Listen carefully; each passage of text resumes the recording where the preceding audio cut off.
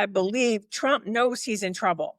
And he's in trouble because he has broken faith with the American people, because he's not kept his word, because increasingly Americans are angry. And look at what was happening at some of the town halls this week in safe Republican districts, where people are angry on everything from the Epstein files to tariffs to worried about, they hate the big ugly bill. Everybody, welcome back to Trailblaze. I got a very special guest that's joining today. I'm super happy about this. Nayera is not here today, but we are going to have a great one-on-one conversation that I think you're going to enjoy. You've seen her on CNN. She used to host a show on MSNBC. She was the first African-American communications director at the Democratic National Committee, way back when Howard Dean was the DNC chair, and they had this little thing they called the 50-state project. You may have heard of it. It helped Democrats win a lot of states, a lot of seats across the country, and Barack Obama became president of the United States back in those days. But she's been in the private sector. She's worked for the Board of Education. But I know her really as a resident of Hillary land, is what we used to call it. Way back in the old days, in the 1990s, Karen was deputy press secretary for the first lady at the White House. And then she was a senior advisor on the 2016 Hillary campaign for president. She's been all around. You know her. Karen Finney is joining Trailblaze. Karen, thank you for being here. Hey, it's so good to be with you. And remember, we were in kindergarten in the 90s. I think it's important, people know. It is actually true. And, I am not going to embarrass either of us by showing what we looked like with our hair back in those days. And I have this great picture of the two of us from back then. And your hair was super curly. That's what that is the only tilt I will give people. She had really curly hair. And really awesome. Short. It was it was great. It was awesome. We were children. And I will just tell the story because it's embarrassing for me and helpful for people to know why I like Karen. So I had this really embarrassing moment on the 1992 campaign when I was traveling around with Bill Clinton and I overslept and the airplane left me in Philadelphia. And I had to try to find the Clinton campaign. And so I was trying to figure it out. I got on this airplane. I flew to, I think it was St. Louis, Missouri. I flew to St. Louis. It was the last day of the campaign right before Election Day. Flew to St. Louis, and who picked me up from the airport but my old friend Karen Finney, who picked me up and looked at me with this look of disgust, like disdain, like, what is this man doing who can't get his act together to show up for his job on the last day of the most important presidential campaign of our entire lives? That was me, and Karen rescued me, and she saved my career. So thank you, Karen Finney. Always, of course. And then all of it. The beautiful part of that was 24 hours later, I guess it was, we were partying in Little Rock because absolutely Bill Clinton had won, and it was so exciting. Bill Clinton won. It was super exciting. We all went on to do a bunch of amazing things. Yeah. And I wanted to bring Karen in here and to talk today because we've seen a lot of politics over the course of the last decades, and things have changed a lot. And Karen we went through a little bit of her bio, but she's worked in a lot of places. She's advised a lot of leaders. She's worked on campaigns, causes. People turn to her when they need to get something done and figure out how to navigate the current political moment. And I think what we're all trying to do is figure out how to navigate this political moment, which is probably really, I think, the toughest time of my adult life. I think yours, it's been the toughest time kind of getting through these politics. And so, I really want to start out just asking Karen, as you think about your career, your life, how do you think politics has basically changed over the time you've been involved? I mean, what is it that if you had one or two things that you thought, you knew back when you were 25 and now you think differently about, what would they be? You mentioned we were going to talk about this, so I've been thinking about it a bit, because especially in this moment, Jamal, so as part of my background, I'm biracial. Both my parents grew up in the segregated South. My father passed away in 2016. He was African-American. My mother, white woman, grew up, upper middle class in Greensboro, North Carolina. And I mentioned that because I've been asking my mother, have you felt? Because this feels to me like we've never seen this before.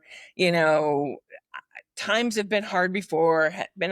She's kind of the person I can ask. And even she says she feels like it's like nothing she's ever seen before. And that's helpful because, despite all of the trailblazing and experiences that we've had, I think a lot of us have been trying to kind of check ourselves to say, well, wait a second, is this really what we think it is? Or is this just perspective? Because obviously the Right. older you Right. get, you have different perspective. I mean, we started with that conversation about our working on the Clinton campaign in 82.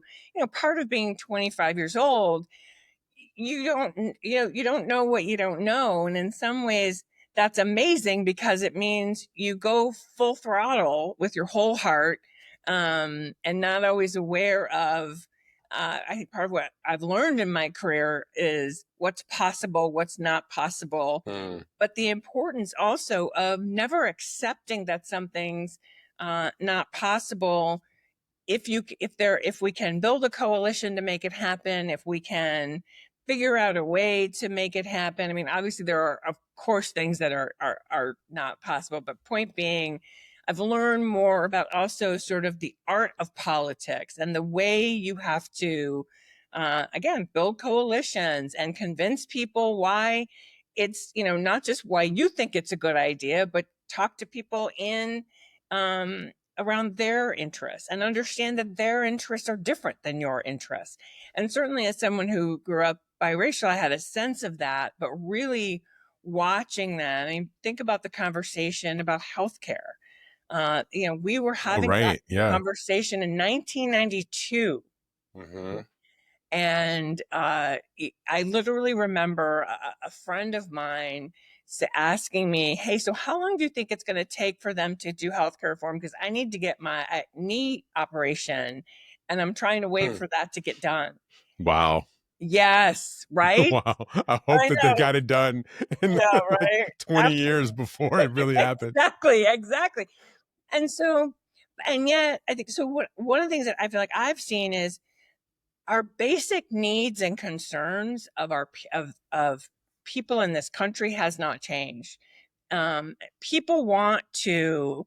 I think our vision of what the American dream has changed. And one of the things I like to Mm. say now is that you have to recognize everybody's got a different version of that dream. I think back when we were starting in politics, it was more of an idea that there was one American dream. And I think now Yeah. we understand, because in the 90s we were sort of moving away from the melting pot into the salad, and the idea that Hmm. our multiculturalism and our differences actually are strengths, but also are a part of what make this country so unique.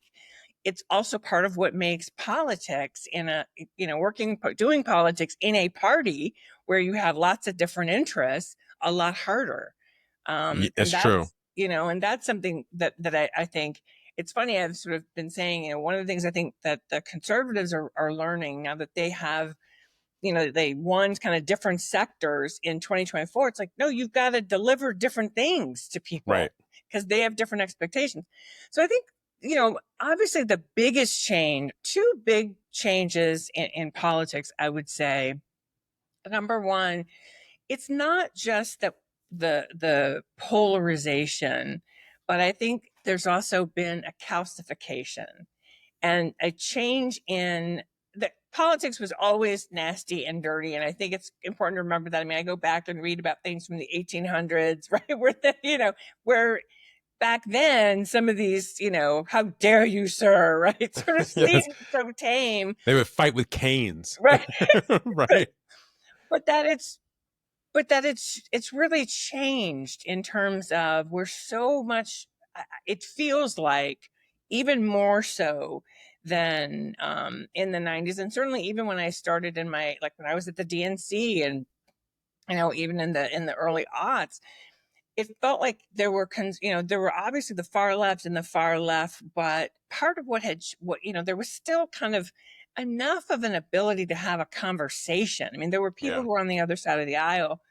We may vehemently disagree, but we were able to have conversations. And it does feel that we're more in a situation where we don't just look at someone as being, having different values or different politics, but then it's, you know, we're making character judgments.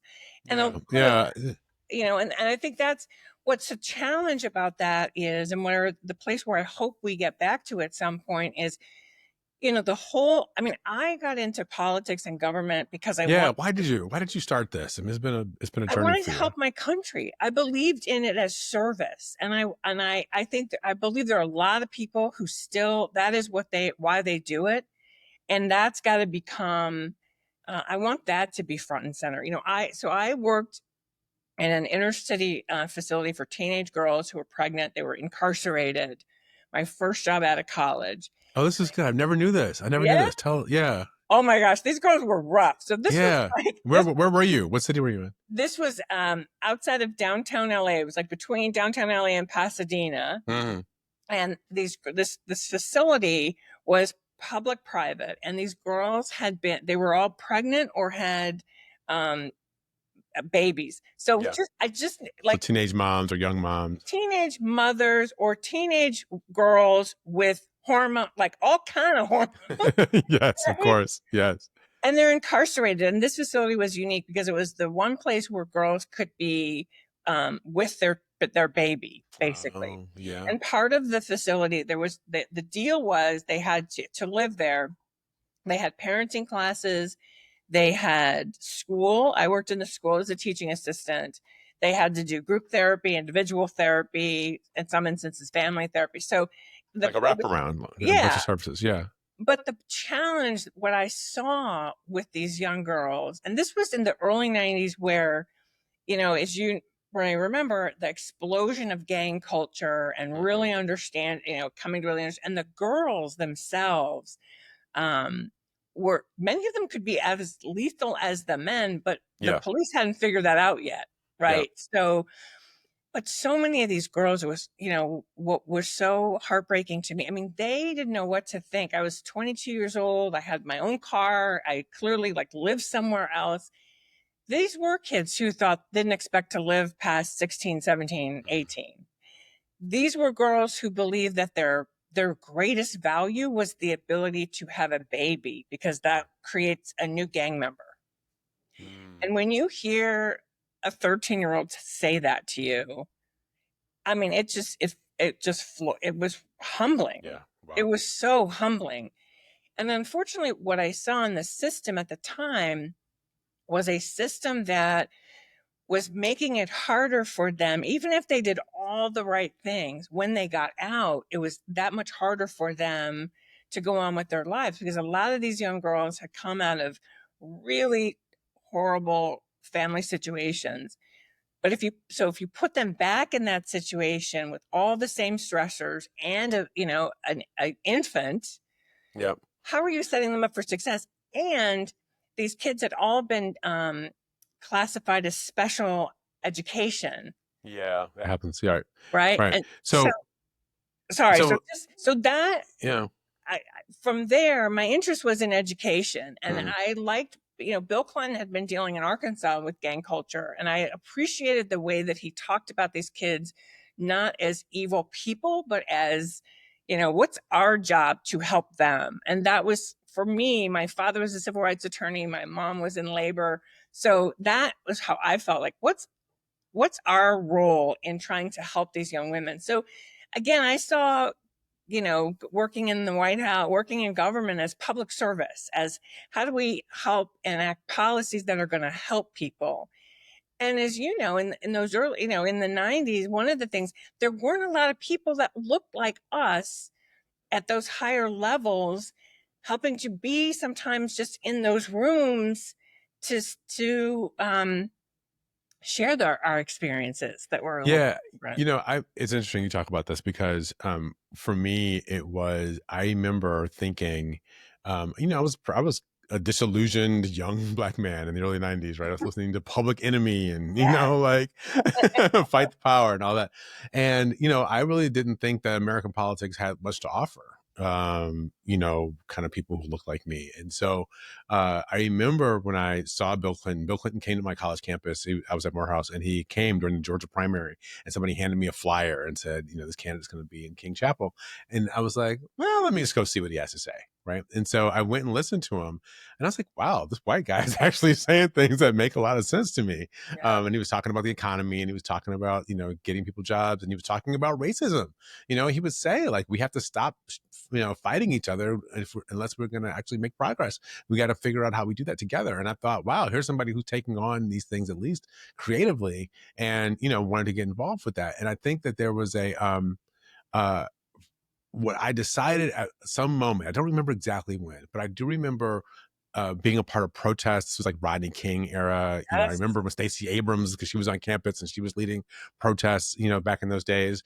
And I remember thinking, maybe I don't just have to be outside protesting. I can be inside, kind of help make things better, kind of at the table. Like, instead of Right. arguing from outside the room, somebody's got to be inside the room to help fix things. And That's so right. I remember making that shift around that age. And that was, around the time when I was in politics. And I was like, oh, wait, okay.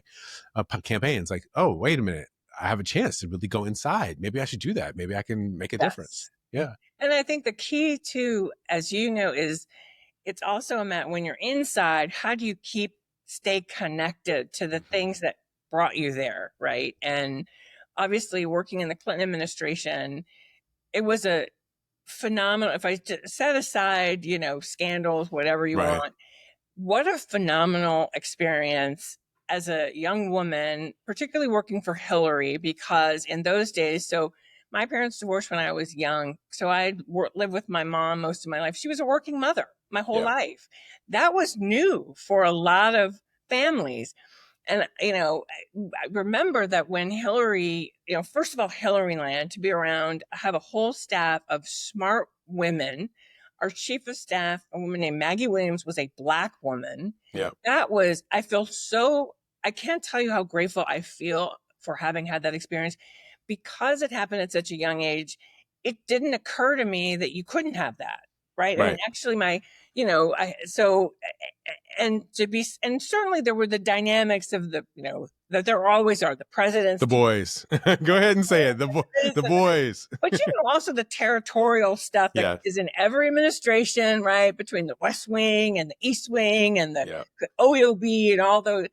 But that was really fun. It was phenomenal. And the fact that Hillary was so committed to women and girls. But I remember having a conversation with a reporter, and this just, it were I didn't fully appreciate at the time as much as I do now what a trailblazer both she was and her tenure as first lady was. I remember a reporter had called and I was telling him the schedule for the day. And I said, well, so there was a healthcare meeting in the morning. You saw she testified on the Hill. There was a meeting this afternoon we had an upcoming Nelson Mandela state dinner.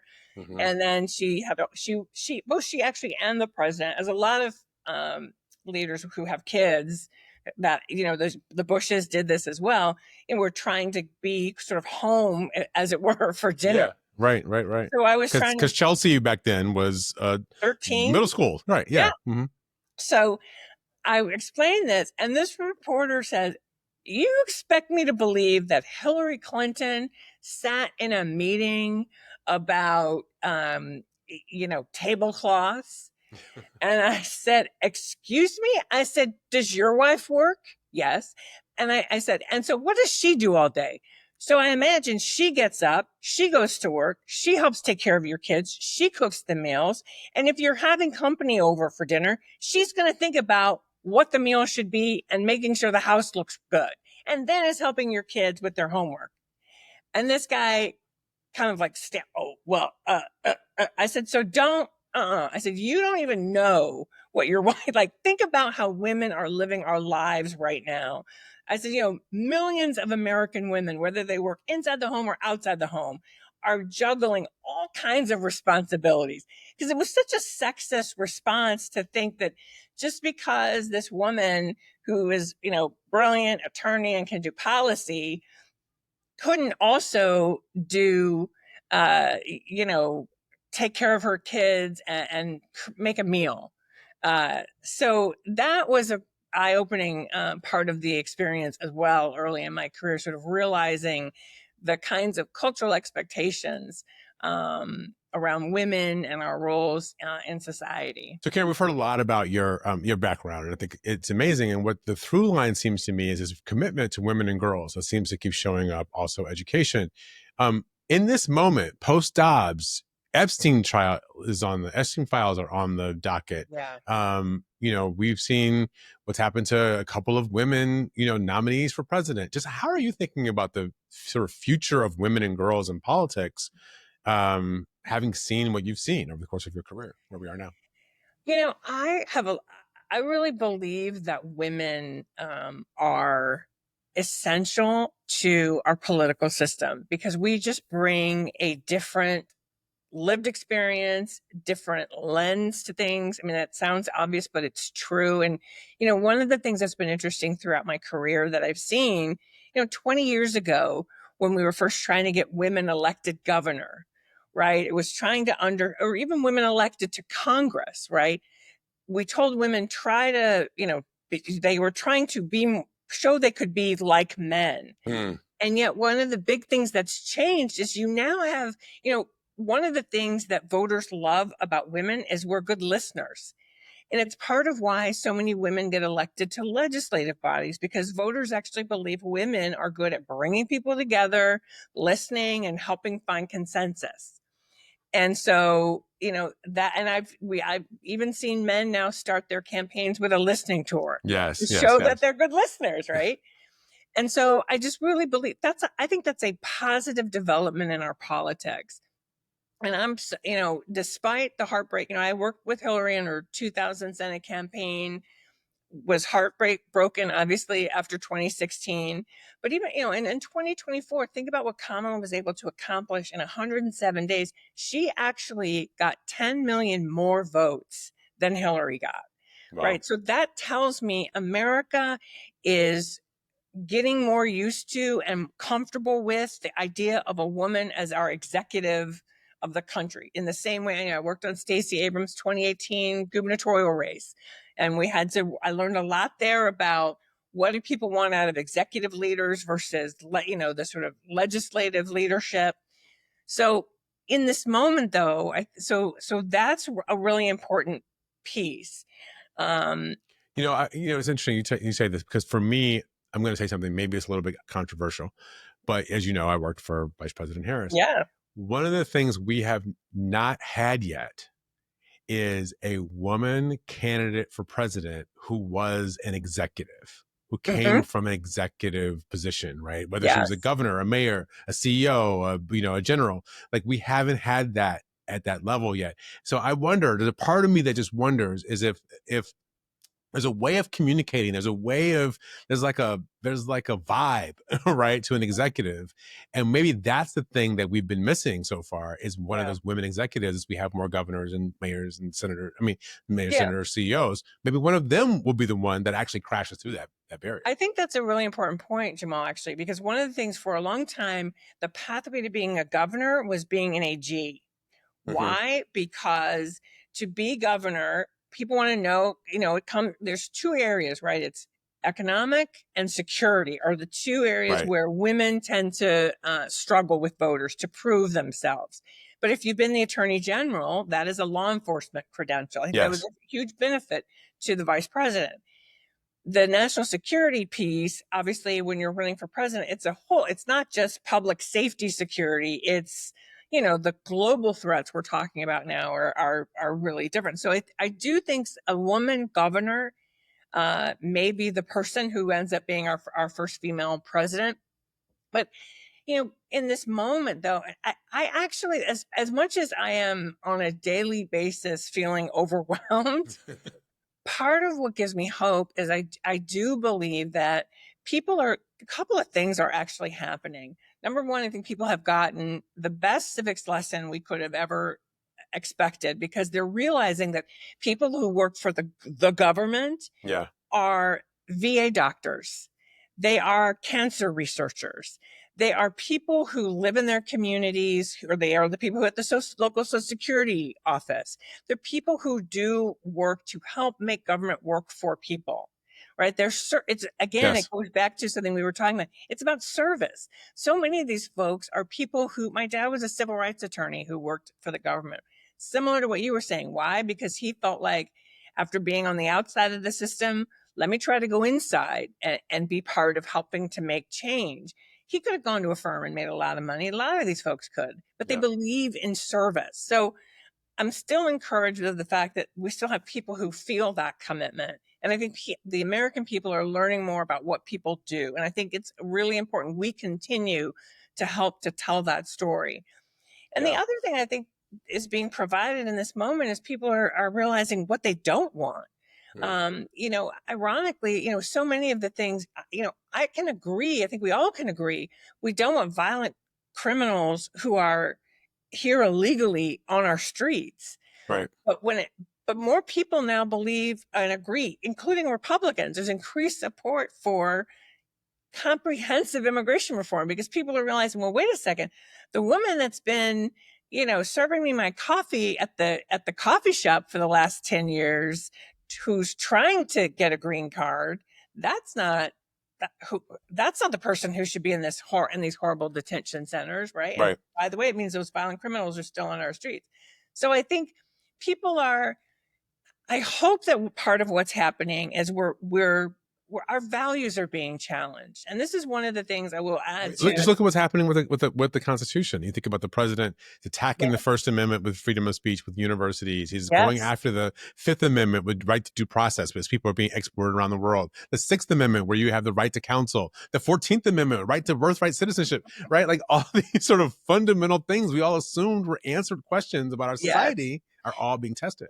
And it's really interesting. I attended a conference a couple of weeks ago called the States Forum, and some of the research that was presented there, they did one of the organizations did a broad survey, and what they found is actually people agree when we talk about our shared values, the language, the promise that is in the Constitution. And I think it's important Mhm. to call it a promise because we're not there yet. We're still a Right. work in progress.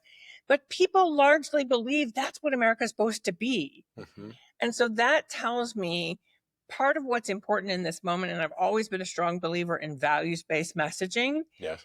If we talk about our values, if we continue to have those conversations, you know, I think whether it's a woman, whether it's, I think that's the future. That's how our country moves to the next chapter. And I know one of the things you and I have talked about, Jamal, this idea of the reconstruction, right? We've Hmm. been through this is, many call this a third reconstruction. Right.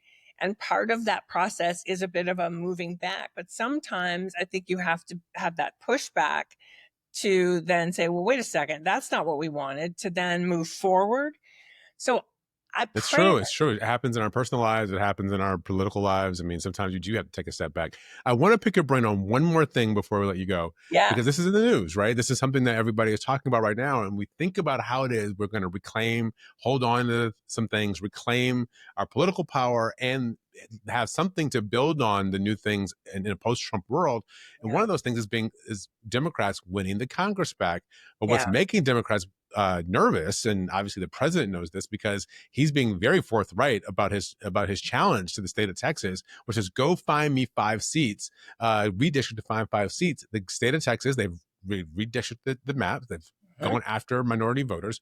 yeah, And on Sunday, we saw 50 plus Democrats leave the state and go to places like Chicago and New York and other Democratic strongholds to stop a quorum. And so just, as people are paying attention, you need 100 people to show up in the state legislature in Texas in order to have a quorum. There are 88 Republicans. So if the Democrats don't show up, they can't actually do any business. But now we know that the attorney general and others are willing to go after those Democrats or try to go after them. It's questionable whether or not it's actually possible. But I just want to pick your brain on this moment where we're seeing what we're seeing happen in Texas, and what will this mean for, should we redistrict? Are Democrats going to be able to win the House back? What's going to yeah. happen? So it's a great question. A couple of things. One, it's an example of what we've talked about in terms of the calcification, not just the polarization. because we're seeing this happen. I mean, when in our history has a president told a state, find me 5 more seats? Sounds a Right. lot like find me 11,000 more votes, doesn't it? Exactly. We've heard this before from this I man. was like, wait a second. Or, let's hide the Stormy Daniels stuff until I get through this election, right? Right. Right. So, but the fact that the conservatives in the state are willing to go with it is very troubling, because nonpartisan, you know, these maps should all be nonpartisan. We know that. You can say there's both sidesism, what have you. So, couple of things. Number one, I think it's so important that these Democrats not only left the state, but they're in all different parts of the country trying to help spread the word and wake Americans up to why this matters. We're talking about our values. We're talking about our Constitution. Representation is one of our most critical. Voters are supposed to pick our leaders, and those leaders have to be accountable to their voters. And when you over gerrymander, when you create too many of these safe seats, then you have people who are not accountable. So I think a couple of things are going to have to happen, because the reporting that we've seen today suggests it's not just going to be Texas. Republicans are looking at other states. Obviously, Democrats are talking about what states. That feels like it could end up being mutually assured destruction. Yeah. I It's a hope bad path. that we have more Americans stepping up and saying to their members, we don't want you doing this, right? Like I think we need to be building a movement in Texas to say to people, the Republicans in the legislature, if you do this, we'll vote you out. Yeah. Because people have to feel, that's the thing about politics. There has to be some accountability somewhere. But don't the Democrats have to push back if they do this in Texas and try to Yes, recapture those seats in some of those other big of states? course. And look, Yeah. I think you've got Governor Hochul ready to do it. There's several states, but my point, what we've been hearing today is that there are other states where Republicans are looking. Right. So who knows? So it's like, It just goes back and forth, the ping right. pong. Yeah. Yeah. But the truth is, here's the most important thing I think we should say. The reason this is happening is because I believe Trump knows he's in trouble. And he's in trouble because he has broken faith with the American people, because he's not kept his word, because increasingly Americans are angry. And look at what was happening in some of the town halls this week in safe Republican districts, where people are angry on everything from the Epstein files to tariffs to worried about, they hate the big ugly bill. And so I do think Democrats have to push back. I also think Democrats have to do something, Jamal, you and I have been talking about since the 90s. Right now, they need to be spending money in all communities. It goes back to the 50-state strategy. We've got to be showing up all over the country. And I believe the chairman is putting money into the state parties. We've got to be making our case for our values and how that connects to issues everywhere now, not 6 months before the election. Because one of the things, some of the studies I've looked at, This is so important. is, Republicans, if you look at digital spending, they are doing persuasion in the off years at almost the same level. They never stopped. They never Karen, stopped. they haven't stopped since Election Day. Correct. And we stop and then we come back. Literally, I have a report that shows when Democrats started doing digital spending to start persuasion, they were already at mobilization. Right. So they've already been persuading for 2 years. So now they're saying this is why you got to vote. This is right. And so this is an important opportunity for us to be talking with people about why their vote matters. We've got to fight the fight on Texas. We got to keep talking about the issues that are really affecting people. And I believe that the members have been trying to do that. We've got to, do a lot of things at the same time. And I think I know smarter legal minds than you and me. I'm not a lawyer, Neither am I. Right. but we can sound good when we need to. Exactly. Give me a Have to be typewriter, a right. computer, and a typewriter and a pencil. Chat GPT. Whatever your medium it is, whatever era, I'll take it and I'll work But with it. from a legal perspective, I think they do need to figure out what other ways can we fight back in Texas, and then make sure, to your point, in these other states, we're ready to go with, because maybe we do just have to have a fight to the, this fighting it out state by state. I think that would be terrible for democracy, but I hope it underscores the point for people that, this is happening because they are trying to change the rules because they don't believe they can win honestly. Yeah. So the last, very, very last question. So this all seems like we are moving away from that old dictum that we heard from Tip O'Neill, that all politics is local. In many ways, it seems like politics is becoming incredibly more national, certainly at the federal level. And is that true, or do these members of Congress, senators, have to go back home? Does it matter? Do the local issues matter anymore, or is it all just red team versus blue team? I think the local issues do matter. I mean, Mm-hmm. look at, as much as I hate it, look at what Murkowski did around that horrible budget, right? She was like, well, I'm going to make sure my people are taken care of on Medicaid. Yeah. Right. And that's her job. I don't like it big picture, but, she's trying to protect her people. Yeah. And I think that, to my mind, is part of what I hope people I think Trump is trying to nationalize it, right? So that it's all about consolidating power. At the same time, all these individuals, they are still accountable to the people who elected them. And so I think, as people are I mean, part of the reason I think you're seeing even Republicans having to say they're going to be on board with releasing some version of the Epstein files is they're hearing about it. And by the way, I do want to say this, Jamal, because I think it's so important, because we don't talk about it enough. This Epstein story, yeah, there is the part of it that's about Donald Trump and and conservatives and MAGA world, these conspiracy theorists, many of whom thought they were going to, get some Democrats by getting the files. But there's also a human story here. Yeah. There's at least 1,000 girls who were assaulted and trafficked. Yep. And we have to remember Tragedy. them too in this process. And I actually think their voices are going to help keep it human in the same way that the voices of people in communities around this country can help to keep politics local and keep politicians accountable, because was the original idea, that you're supposed to be accountable to the people, not just the party. And look, Yep. in Yep. the There we last go. 25 years, we've seen that balance kind of tilting a bit. But it's a moment where I hope we, the people, can pull it back and say, wait a second, no, you're still accountable to us. And if you won't do the job, we'll find somebody who can. All right. There you go. Karen Finney, thank you for joining Trailblaze, because you are a Thank you. trailblazer. Oh, thank you, my dear. Thank you. All right. Good to talk to you. And we will talk to you all next week. Naira Haq will be back. So all you guys were looking for Naira. She will be back next week, and we will catch up with the news next Tuesday. See you then.